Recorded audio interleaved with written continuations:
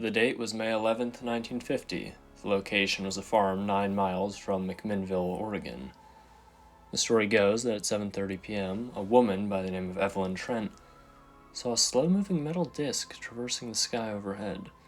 She yelled for her husband, who then ran outside to see the flying saucer, before running to get his camera and then snapping a couple of photos of the mysterious object moving across the sky. The Trents have said that they were initially worried that what they photographed was some type of top-secret military aircraft that they most definitely were not supposed to photograph, so they kept the pictures hidden lest some men in black knock on their front door.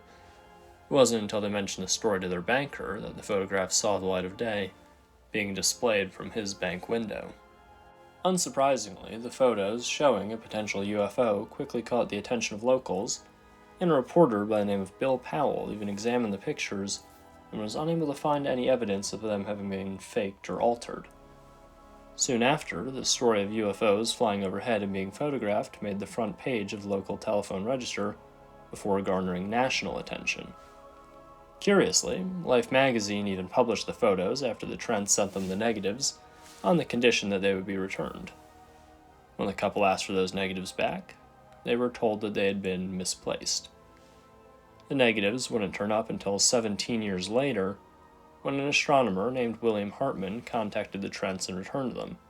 Hartman had been given the photographs by Life to analyze them, and his final verdict was inconclusive, but that they could very well be real. As far as my thoughts on the photos go, I think it's more likely that they're genuine than it is that they aren't. Before we even get into what's in the photos themselves, I want to talk about the credibility of the Trents. They did two things that make the photos more credible, in my opinion at least. The first is that until they passed away in the late 90s, both maintained that the pictures were the real deal. They never once went back on their story. The second is the fact that the couple never tried to profit from the photos.